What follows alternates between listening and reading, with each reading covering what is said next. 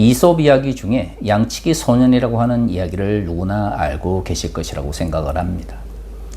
양을 치던 소년이 심심해서 거짓말로 늑대가 나타났다라고 반복해서 이야기를 합니다. 여기에 속아서 온 마을 사람들이 마지막에는 진짜로 늑대가 나타났을 때 늑대가 나타났다고 하는 소년의 이야기를 거짓말로 생각하고 도우러 가지 않았기 때문에 모든 양들이 먹히는 이야기가 이 이솝 이야기에 등장하는 양치기 소년의 이야기입니다. 우리가 이 양치기 소년의 이야기를 들을 때 이 이야기를 가장 잘 이해하는 경우는 어떤 경우인가요? 1차적으로 우리는 이 이야기가 가지고 있는 의미에 대해서 생각해 보아야 합니다. 다시 말해 이 이야기는 어떤 목적을 가지고 쓰여졌느냐 하는 것이죠. 사실 오늘날에는 이 양치기 소년의 이야기를 각색한 이야기라든가 또한 대중매체를 통해서 다양한 형태로 변형을 하기 때문에 사람들이 이 이야기가 원래 가지고 있는 의미에 대해서 크게 생각하지 않습니다.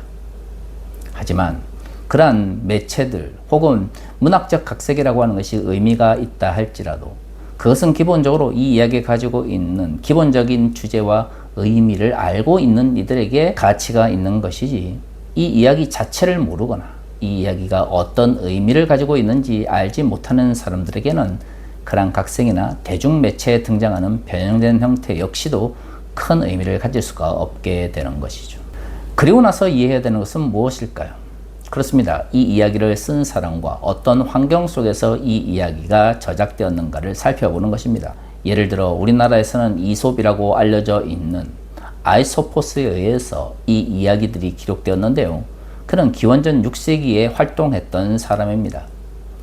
노예로 끌려왔지만 이후에는 자유인이 되어서 이솝 이야기라고 알려져 있는 이야기들을 전달했다고 알고 있습니다. 노예에서 어떤 식으로 자유인이 되었는지, 자유인이 된 이후에 어떤 삶을 살았는지를 아는 것은 그의 이야기 하나하나를 살피는데도 큰 의미를 가질 수가 있고요. 그의 삶의 과정을 알면 가르침에 대해서도 다시 한번 생각해 볼 수 있게 되는 것이죠. 그리고 나서 생각해야 되는 것은 무엇일까요? 그렇습니다. 그의 이야기가 이후에 어떤 방식으로 영향을 줬냐 하는 것이죠. 흔히 영양사라고 불리는 방식으로 연구가 필요합니다. 그리스에서는 이 이솝 이야기가 오래전부터 대중적으로 알려져 있었습니다. 플라톤의 파이돈에서도 소크라테스 역시도 이 이야기를 좋아했다라고 알려져 있죠. 이런 식으로 영양사적으로 연구를 하다 보면 오늘날 왜 이솝 이야기가 다양한 방식으로 각색되어지고 있고 대중매체를 통해서 사람들에게 알려져 있는지에 대해서도 다시 한번 살펴보게 됩니다. 하지만 그 모든 해석의 출발점은 결국 이 이야기가 가지고 있는 주제와 그 형식을 살펴보는 것이죠. 성서를 이해하는 방식은 어떨까요?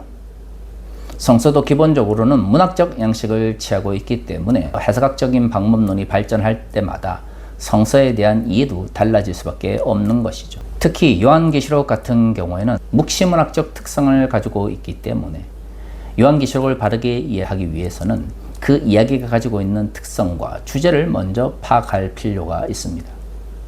그리고 나서 이 요한계시록을 썼다라고 말하는 요한에 대해서 살펴보는 신학적 과정도 필요한 것이죠. 흔히 알려져 있는 것처럼 요한은 다른 12사도들에 비해서 마지막까지 살아남은 사도로 알려져 있습니다. 그는 복음을 전하다가 결국에는 에베소에 정착해서 요한복음과 요한서신을 썼다라고 전성이 남아있죠. 그리고 이러한 저자에 대한 이해를 충분히 가지고 나면 요한계시록이 이후에 어떤 방식으로 사람들에게 이해되었고 또한 그런 방식이 오늘날 우리에게 어떤 의미를 가지는지에 대한 영양사적 연구가 필요한 것이죠. 하지만 가만히 생각해보면 한국교회처럼 근본주의적 성향이 강하고 전천년설에 기반한 세대주의적 종말론이 강한 환경 속에서는 그러한 요한계시록을 이해하는 방식들은 큰 영향을 미치지 못했습니다. 미래의 예언에 대해서 기록하고 있다라고 하는 생각들이 강했기 때문에 이 문학적인 양식보다는 그것을 예언적 측면에서 어떻게 미래의 세계 혹은 근미래의 세계에 적용할 것인가에 대해만 고민했던 것이죠. 오늘 우리가 읽은 본문의 말씀도 마찬가지입니다. 오늘 우리가 읽은 본문의 말씀은 요한계시록에서 본격적으로 종말론적인 현상을 기록하고 있는 부분입니다. 특히 하나의 인이 떼어질 때마다 이 지상 속에서는 비극적인 일들 혹은 고통스러운 일들이 발생한다고 하는 것이 오늘 우리가 읽은 본문에서 큰 핵심입니다. 그러다 보니 과거 크고 작은 전쟁들이 일어날 때마다 전천선설에 기반한 세대주의적 종말론을 이야기하시는 분들은 그것이 오늘 본문에 등장하는 전쟁의 전조현상과 같이 이해하는 경우가 많았죠. 문제는 그런 식으로 성서를 해석했던 이들이 그것을 믿는 사람들에게 겁을 줌으로써 미래를 그들에게 바른 방향으로 제시해 줄 것처럼 이야기를 했다고 하는 것입니다. 사실 지금까지 세대주의적 종말론을 가지고 요한계시록을 해석했던 사람들, 특히 오늘의 본문의 말씀을 전쟁이라고 하는 관점 속에서, 다시 말해 아마겟돈이라고 하는 거대한 전쟁이 있기 전에 발생하게 되는 근미래의 전쟁인 것으로 이해했던 사람들의 대부분은 이것을 가지고 소설을 써왔습니다. 몇 년도 어디에서 이러한 비극적인 전쟁이 일어날 것이고 종말론적인 전쟁의 결과로서 어떤 파국적인 일들이 일어날 것인가를 사람들에게 이야기를 했죠. 그렇게 겁을 줌으로써 자신들의 이야기에 귀를 기울이고 자신들이 원하는 이해관계 속에서 사람들이 맹목적으로 추정하도록 오늘 본문의 말씀을 해석하는 경우가 많았습니다. 그것이 과연 오늘 본문을 바르게 이해하는 방식일까요? 그렇지 않습니다. 오늘의 본문에서 종말론적 전쟁은 두 가지 의미를 가지고 있습니다. 오늘 우리가 읽은 본문의 말씀은 하얀 말과 붉은 말로 대표되어지는 종말의 이야기의 시발점에 있습니다. 첫 번째 하얀 말로 대표되어지는 이는 전쟁을 통해서 고통과 어려움으로 밀어넣는 이미지를 상징하고 있죠. 두 번째 붉은 말은 그런 전쟁으로 인하여 고통받고 있는 사람들 사이에 갈등과 분쟁의 사건들이 발생할 것을 이야기하고 있습니다. 왜 종말의 시발점이 전쟁과 사람들 사이의 갈등과 분쟁으로 나타났을까요? 이것을 읽었던 이들은 예루살렘 성의 몰락과 함께 그들의 문화가 무너지고 전쟁으로 대표되어지는 사회적 갈등과 억압 속에서 고통을 받고 있었던 사람들입니다. 그들에게는 지금 그들이 겪고 있는 디아스포라적 상황과 억압과 갈등의 상황이 곧 종말론적 상황으로 이해되었을 것입니다. 이런 관점에서 보면 요한계시록의 종말론적 전쟁을 이해하는 방식은 성경에 등장하는 이 종말론적 전쟁이 오늘날 우리가 살아가고 있는 현실의 전쟁과 크게 다르지 않다라고 하는 관점 속에서 접근하는 것이죠. 우리가 겪고 있는 고난, 다시 말해 전쟁과 같은 고난 역시도 미래에도 사라지지 않고 나타날 것입니다. 그렇다면 오늘 전쟁과 같은 상황 속에서 믿음을 지키지 못한다면 미래에 종말론적인 전쟁이 나타났을 때 나의 믿음을 지킬 수 있을까요? 그럴 수 없는 것이죠. 그렇기 때문에 종말론적 전쟁이라고 하는 것이 종말의 시발점이라면 오늘 내가 살아가고 있는 이 현실 속에서 경험하게 되는 전쟁과 같은 사회적 환경 역시도 종말을 바라보는 사람들에게는 하나의 현실로서 받아들여질 수밖에 없습니다. 다시 말해 종말의 이야기를 통해서 현실의 전쟁과 같은 고난을 이겨낼 것을 강조하고 있는 것이죠. 두 번째 종말론적 전쟁에 대한 해석은 결국 우리가 살아가는 현실 속에서 전쟁과 같은 비극적인 이야기를 들을 때마다 그것이 종말에 일어날 사건으로서 받아들이면서 자신을 성찰하는 과정입니다. 사실 현실 속에 일어나는 전쟁을 가지고 미래의 종말론적 전쟁으로 이해하는 것이 무조건 나쁘다라고 말할 수는 없습니다. 요한계시록은 미래에 대한 이야기를 통해서 현재의 주제를 강조하고 있는 묵시문학적 특징을 가지고 있죠.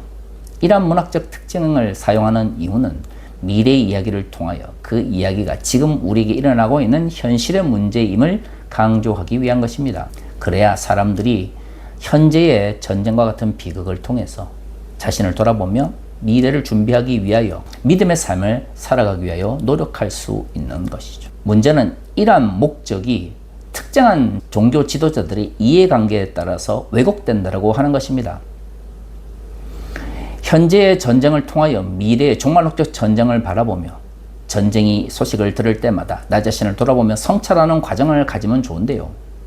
마치 현재의 전쟁을 통하여 미래의 전쟁을 해석해 줄 수 있는 것처럼, 다시 말해 현재 일어나고 있는 다양한 사회적 현상을 통해서 이것이 미래의 종말론적인 파국의 하나의 전조현상이라고 하는 방식으로 설명을 하다 보면 결국 그것을 읽어낼 수 있고 설명해 줄 수 있는 종교 지도자의 이야기에 맹목적으로 따르게 되는 것입니다. 이것은 요한계시록이 말하고 있는 종말론적 전쟁을 이해하는 방식이 아니죠. 그것은 결국 현실을 외면하며 종교적 집단 안으로 도피하도록 이끄는 왜곡된 의식을 심어줄 수밖에 없습니다.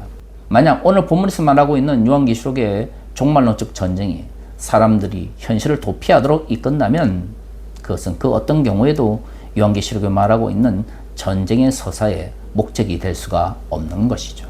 우리는 전쟁을 경험할 때마다 종말론적 전쟁의 현상인 것을 잊어서는 안 됩니다. 왜냐하면 인간이 살아가면서 전쟁은 과거에도 있었고 현재에도 있고 미래에도 있을 수밖에 없습니다. 그렇다면 그것을 종말론적인 전쟁이라고 하는 관점 속에서 특정한 종교 지도자만이 이해할 수 있는 방식으로 받아들인다면 오히려 요한계시록이 말하고 있는 종말론적인 서사의 시발점으로서 전쟁의 이야기가 가지고 있는 본질적 가치를 잊어버리게 되는 것이죠.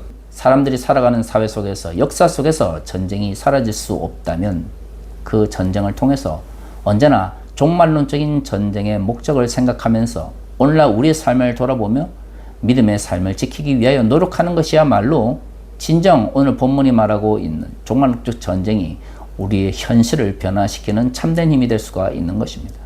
사랑하는 성도 여러분, 우리의 현실 속의 전쟁을 통하여 미래의 전쟁을 돌아보며 그것이 우리의 삶을 올바른 방향으로 이끌 수 있는 힘으로 사용할 수 있어야 합니다. 오늘날 인간이 살아가는 한 전쟁은 사라질 수 없는 것이죠. 그렇다면 모든 전쟁 속에서 종말론적 전쟁의 두려움과 그 전쟁이 가지고 있는 하나님의 권능에 대해서 생각해보고 그러한 어려움 속에서도 믿음을 지킬 수 있는가를 돌아보는 것이야말로 진정 오늘 본문이 말하고 있는 종말론적 전쟁이 우리에게 남겨줄 수 있는 신앙의 가치입니다. 성경이 말하고 있는 종말론적 전쟁을 올바르게 이해하며 그것이 우리의 삶을 지켜나가고 또한 변화시켜 나아가는 힘이 될 수 있기를 소망합니다. 다 같이 기도하겠습니다.